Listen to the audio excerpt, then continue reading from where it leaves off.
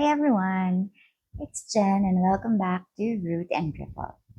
Since October is Mental Health Awareness Month, I wanted our last episode this month to be a little different. Because we often talk about sustainability in the context of the planet or your business, but this time I want to talk about a kind of sustainability that's much closer to home, what I call mental sustainability. Because let's be honest, life right now hindi siya madali. A lot of people are working multiple jobs, hustling just to make ends meet, and don't always have the luxury to slow down. And I want to say this up front. I see you. This message isn't about judging anyone's pace or privilege. It's about reminding all of us, myself included, that even when life demands so much from us, we still deserve to take care of our minds. So for me, this topic is deeply personal. See, I used to think success meant always pushing harder, always achieving more, and never showing weakness. But that mindset eventually led me straight into burnout. So today, I want to share my own story. Not because I've figured it all out, but because I know how it feels to chase achievement at the cost of peace. And maybe if you've ever felt the same, this can remind you that mental health is also part of sustainability. Because what's the point of success if we're too tired to enjoy it, diba? I've always been very competitive.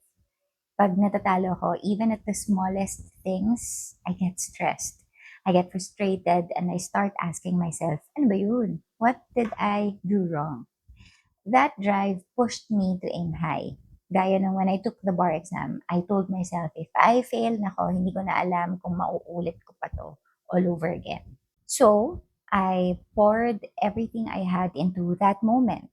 Sinacrifice ko my time, my energy, my social life, even my peace. And when I passed, I thought, eto na yun. This is the start of something great.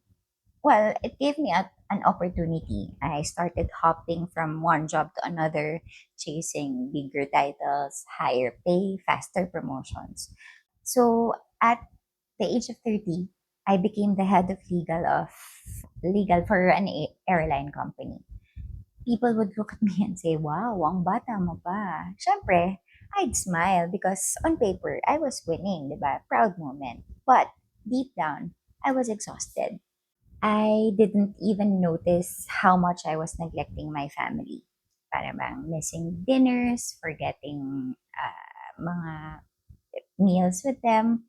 There was even a moment when I was in Taiwan with my family for a vacation and I was called for a meeting. So I had to fly to another country just to attend that meeting. And then I had to fly back to Taiwan so that I can spend the remaining days of my family vacation with my family. So yung mga ganong moment. At that time, I kept telling myself, I will make it up to my family once things slow down. But the thing is, it never did, never slowed down. Then the pandemic hit. Suddenly, everything stopped, including my career plans, because I was one of those who was laid off because of the pandemic. So, for the first time in years, I wasn't chasing anything. I was just sitting with myself, by myself. And in that silence, I realized something. My job, as much as I love it, isn't everything. Yes, it gives structure, pride, and purpose, but there are things far more important: family, relationships, and health, especially mental health.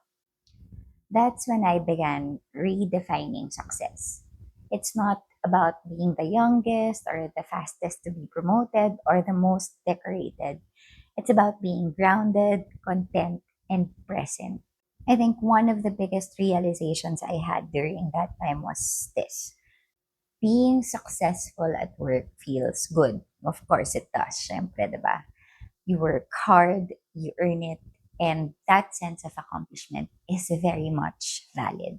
But the feeling becomes so much deeper when you know your work helps other people too.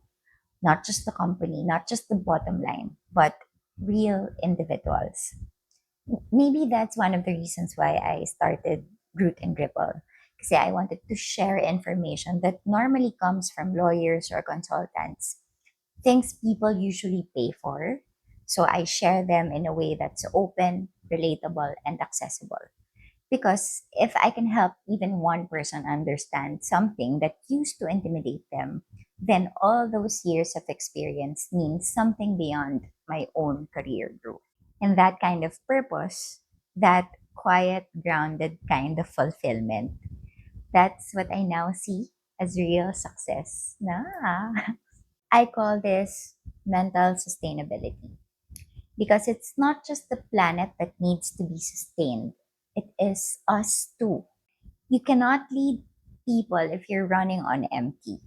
You cannot innovate if you're constantly anxious.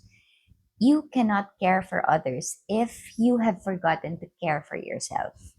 I think basic yun. Paulit-ulit din yun sinasabi sa atin ng ibang tao, diba? So, if you're watching this and you are feeling burnt out, overworked, or just tired of pretending you're fine, please remember, rest is not laziness. Rest is maintenance. You don't have to prove your worth by overworking. You don't have to earn your right to breathe. Take breaks. Say no. Ask for help.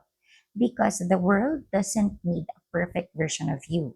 It needs a sustainable and responsible one.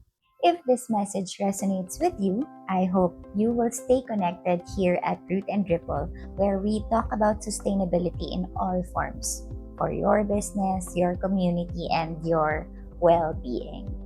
And if you want to explore tools that can help make your work or business more sustainable, you can check out our tools. We have consolidated them into one link. The link will be in the description below.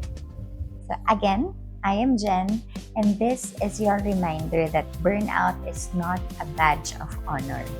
It's a sign that something needs to change, and you can change one mindful choice at a time.